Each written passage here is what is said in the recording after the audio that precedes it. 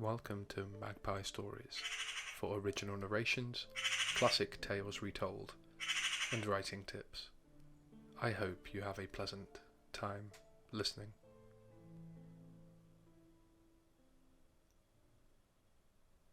The Masque of the Red Death by Edgar Allan Poe, first published 1842. The Red Death had long devastated the country. No pestilence had ever been so fatal or so hideous. Blood was its avatar and its seal, the redness and the horror of blood. There were sharp pains and sudden dizziness, and then profuse bleeding at the pores with dissolution. The scarlet stains upon the body, and especially upon the face of the victim, were the pest ban which shut him out from the aid and from the sympathy of his fellow men. And the whole seizure, progress and termination of the disease were incidents of half an hour. But the Prince Prospero, who was happy and dauntless and sagacious, when his dominions were half depopulated, he summoned to his presence 1,000 hale and light-hearted friends from among the knights and dames of his court, and with these he retired to the deep seclusion of one of his castellated abbeys. This was an extensive and magnificent structure, the creation of the prince's own eccentric yet august taste. A strong and lofty wall girdled it in. The wall had gates of iron. The courtiers, having entered, brought furnaces and massy hammers and welded the bolts. They resolved to leave means neither of ingress or egress to the sudden impulses of despair or of frenzy from within. The abbey was amply provisioned. With such precautions, the courtiers might bid defiance to contagion. The external world could take care of itself. In the meantime, it was folly to grieve or to think. The prince had provided all the appliances of pleasure. There were buffoons, there were improvisatori, there were ballet dancers, there were musicians, there was beauty, there was wine. All these and security were within. Without, the Red Death. It was towards the close of the 5th or 6th month of his seclusion, and while the pestilence raged most furiously abroad, that the Prince Prospero entertained his 1,000 friends at a masked ball of the most unusual magnificence. It was a voluptuous scene, that masquerade. But first, let me tell of the rooms in which it was held. These were 7, an imperial suite.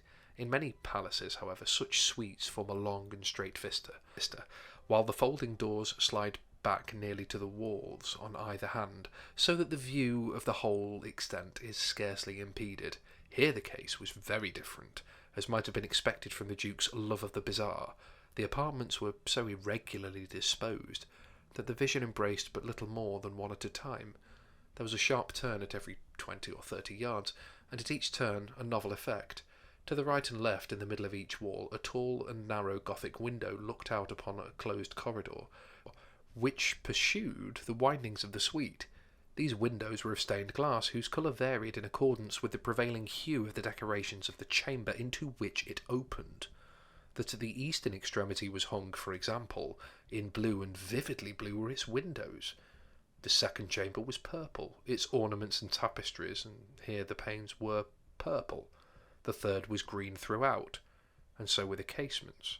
The fourth was furnished and lighted with orange, the fifth with white, the sixth with violet. The 7th apartment was closely shrouded in black velvet tapestries that hung all over the ceiling and down the walls, falling in heavy folds upon the carpet of the same material and hue. But in this chamber only, the colour of the windows failed to correspond with the decorations. The panes here were scarlet, a deep blood colour. Now, in no one of the 7 apartments was there any lamp or candelabrum. Amid the profusion of golden ornaments that lay scattered to and fro, or depended from the roof, there was no light of any kind emanating from lamp or candle within the suite of chambers. But in the corridors that followed the suite, there stood opposite to each window a heavy tripod, bearing a brazier of fire that projected its rays through the tinted glass and so glaringly illuminated the room, and thus were produced a multitude of gaudy and fantastic appearances. but in the western or black chamber, the effect of the firelight that streamed upon the dark hangings through the blood-tinted panes was ghastly in the extreme, and produced so wild a look upon the countenances of those who entered that there were few of the company bold enough to set foot within its precincts at all. It was in this apartment, also, that there stood against the western wall a gigantic clock of ebony. Its pendulum swung to and fro with a dull, heavy, monotonous clang. And when the minute hand made the circuit of the face, and the hour was to be stricken, there came from the brazen lungs of the clock a sound which was clear and loud and deep and exceedingly musical, but of so peculiar a note and emphasis that at each lapse of an hour the musicians of the orchestra were constrained to pause momentarily in their performance to hearken the sound, and thus the waltzers perforce ceased their evolutions, and there was a brief disconcert of the whole gay company, and while the chimes of the clock yet rang, it was observed that the giddiest grew pale, and the more aged and sedate passed their hands over their brows as if in confused reverie or meditation. But when the echoes had fully ceased, a light laughter at once pervaded the assembly. The musicians looked at each other and smiled as if at their own nervousness and folly, and made whispering vows each to the other that the next chiming of the clock should produce in them no similar emotion. And then, after the lapse of 60 minutes, which embraced 3,600 seconds of the time that flies, there came yet another chiming of the clock, and then, with the same disconcert and tremulousness and meditation as before, but, in spite of these things, it was a gay and magnificent revel. The tastes of the Duke were peculiar. He had a fine eye for colours and effects. He disregarded the decora of mere fashion. His plans were bold and fiery, and his conceptions glowed with barbaric lustre. There are some who would have thought him mad. His followers felt that he was not. It was not necessary to hear and see and touch him to be sure that he was not. He had directed, in great part, the movable embellishments of the 7 chambers upon occasion of this great fete, and it was his own guiding taste which had given character to the masqueraders. Be sure they were grotesque. There were much glare and glitter and piquancy and phantasm, much of what has been seen in Hermione. There were arabesque figures with unsuited limbs and appointments. There were delirious fancies such as the madman fashions. There were much of the beautiful, much of the wanton, much of the bizarre, something of the terrible, and not a little of that which might have excited disgust. To and fro in the 7 chambers there stalked, in fact, a multitude of dreams, and these, the dreams, writhed in and about, taking hue from the rooms and causing the wild music of the orchestra to seem as the echo of their steps.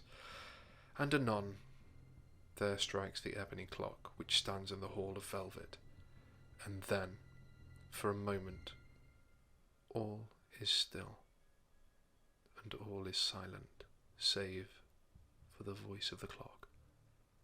The dreams are stiff frozen as they stand, but the echoes of the chime die away. They have endured but an instant, and a light, half-subdued laughter flows after them as they depart.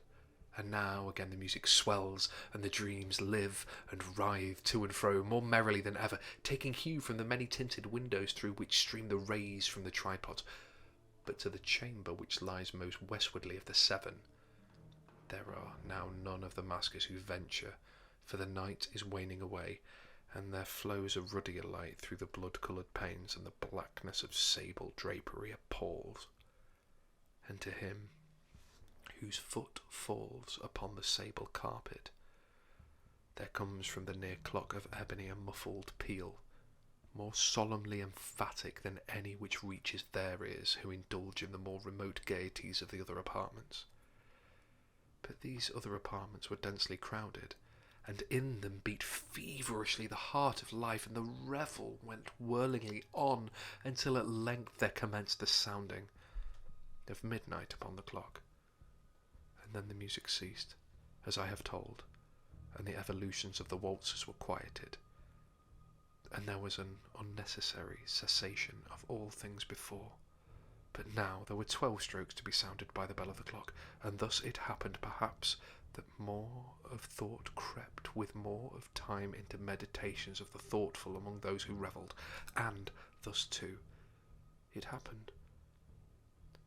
Perhaps that before the last echoes of the last chime had utterly sunk into silence, there were many individuals in the crowd who had found leisure to become aware of the presence of a masked figure who had arrested the attention of no single individual before, and the rumour of this new presence having spread itself whisperingly around, there arose at length from the whole company a buzz or murmur expressive of disapprobation and surprise, then finally of terror, of horror, and of disgust. In an assembly of phantasms such as I have painted, it may well be supposed that no ordinary appearance could have excited such a sensation. In truth, the masquerade licence of the night was nearly unlimited, but the figure in question had out-Heroded Herod, and gone beyond the bounds of even the prince's infinite decorum. There are chords in the hearts of the most reckless who cannot be touched without emotion. Even with the utterly lost, to whom life and death are equally jest, there are matters of which no jest can be made. The whole company, indeed, seemed now deeply to feel that in the costume and bearing of the stranger neither wit nor propriety existed. The figure was tall, gaunt, and shrouded from head to foot in the habiliments of the grave. The mask which concealed the visage was made so nearly to resemble the countenance of a stiffened corpse that the closest scrutiny must have had difficulty in detecting the cheat, and yet all this might have been endured, if not approved, by the mad revellers around, but the mummer had gone so far as to assume the type of the Red Death. His vesture was dabbled in blood, and his broad brow, with all the feature of the face, was besprinkled with the scarlet horror. When the eyes of Prince Prospero fell upon the spectral image, which, with a slow and solemn movement, is it more fully to sustain its role, stalked to and fro among the waltzers, he was seen to be convulsed in the first moment with a strong shudder either of terror or distaste, but in the next his brow reddened with rage. "Who dares?" he demanded hoarsely of the courtiers who stood near him. "Who dares insult us with this blasphemous mockery? Seize him and unmask him, that we may know whom we have to hang at sunrise from the battlements." It was in the eastern or blue chamber in which stood the Prince Prospero as he uttered these words. They rang throughout the 7 rooms loudly and clearly, for the prince was a bold and robust man, and the music had become hushed at the waving of his hand.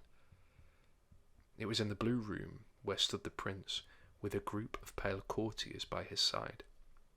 At first, as he spoke, there was a slight rushing movement of this group in the direction of the intruder, who, at the moment, was also near at hand, and now, with deliberate and stately step, made closer approach to the speaker.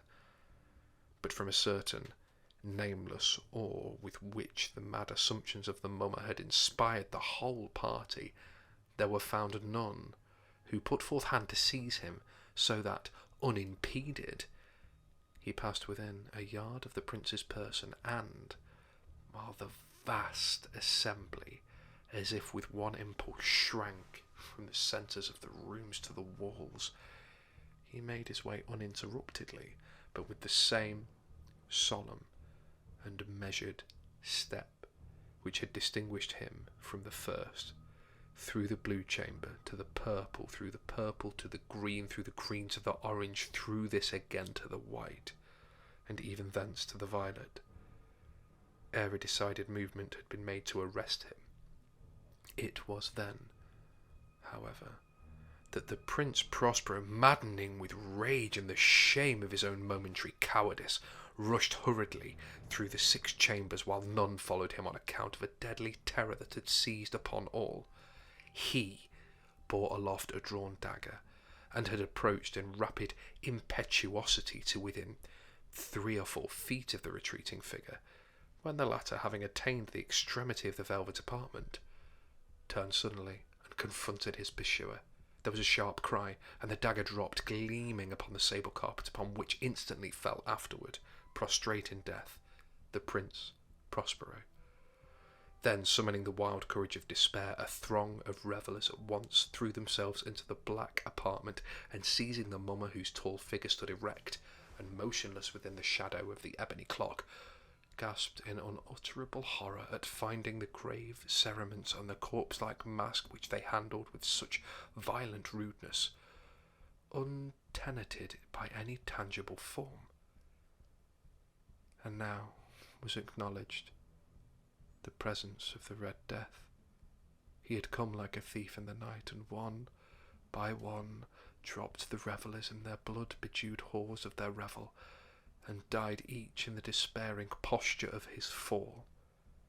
And the life of the ebony clock went out with that of the last of the gay, and the flames of the tripods expired, and darkness and decay and the Red Death held illimitable dominion over all. Thank you for listening to Magpie Stories Classics. If you enjoyed that tale, please like, comment and subscribe. You'll hear from me again soon.